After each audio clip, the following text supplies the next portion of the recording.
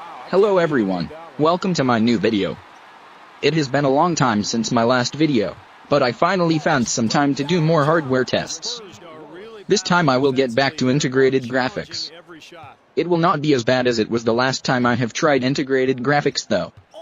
I will be benchmarking the same Acer Aspire laptop I have tested in my last video, although I will be using integrated graphics instead. The CPU in this computer, i5-7200U, has Intel HD 620 integrated graphics processor, and I will show you its capabilities in various games and synthetic benchmarks. So, let's jump straight to gaming tests. Firstly, I have tried the latest game in Call of Duty series, the Call of Duty World War II. It was released in the fall of 2017 and is the latest one in today's testing. For benchmarking, I have chosen 720p resolution with lowest settings. Although even with these graphical settings the gameplay was not particularly smooth. The average frame rate of 30 frames per second was not terrible, but during most of the gaming run the frame rate stayed below that. During combats, especially when throwing smoke grenades, the frame rate dropped to about 20 FPS. Dropping the resolution to 800x600 helped quite a bit. Average frame rate got a 16 FPS uplift, and even though there were occasional drops to low 20s, whole gameplay felt much smoother.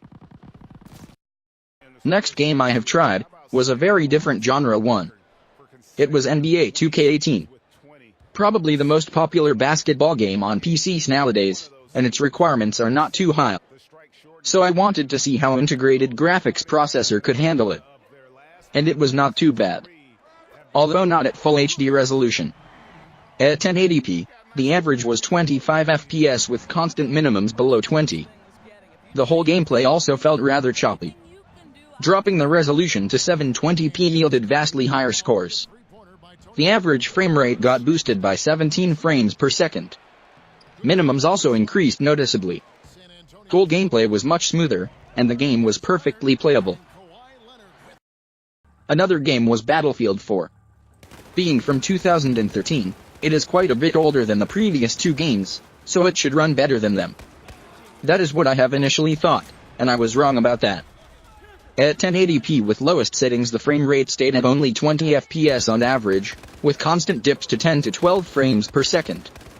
Dropping the resolution to 720p again gave a huge boost to performance. Average increased by 17 FPS, minimums received a similar boost. The whole gameplay felt much smoother and there was not any noticeable slowdowns in game. After Battlefield I have tested another shooting game, Counter-Strike Global Offensive. Probably the most well-known online shooter was published by Valve in 2012, and it can decently run on almost any computer configuration. Almost. At 1080p with low settings and 2x anti-aliasing, the game averaged 41 frames per second on HD 620. The minimum frame rate sometimes went as low as 20. The gameplay was not very terrible, although subpar nonetheless. Again, the game was much smoother at 720p and with anti-aliasing disabled. Average jumped to 65 frames per second, minimums also stayed well above 30. Another game was Sniper Elite 3.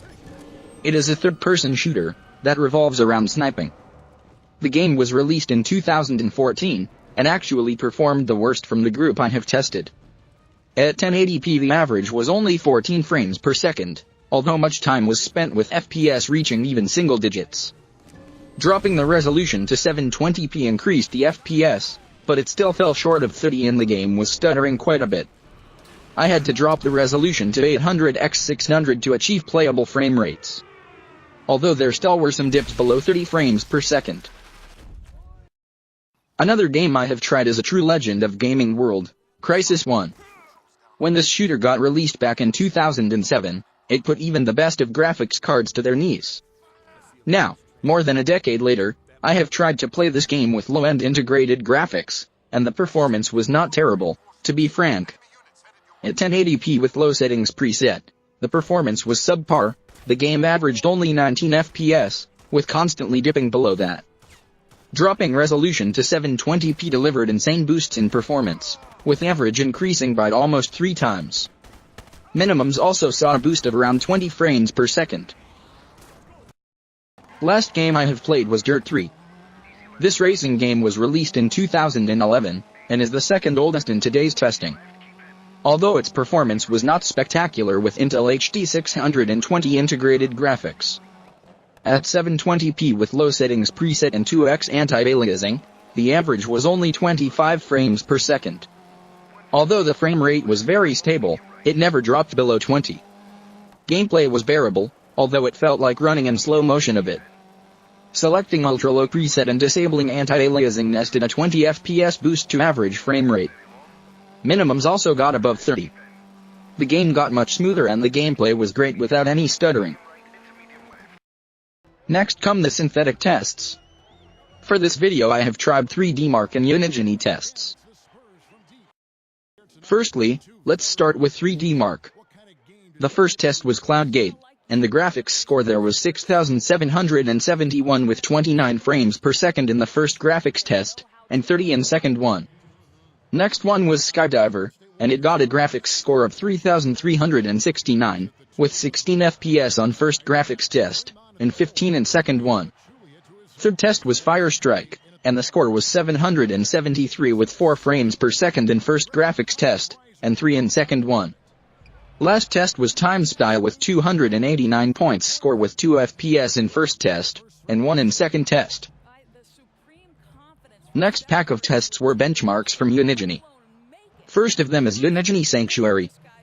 With default settings, I have got an average of 26 frames per second with score of 1103. Next was Tropics benchmark. With default settings, average there was 19.2 FPS with score of 484. Third test, Heaven. There with basic preset I have got an average of 8.4 frames per second, and 211 points score. The fourth test was Valley.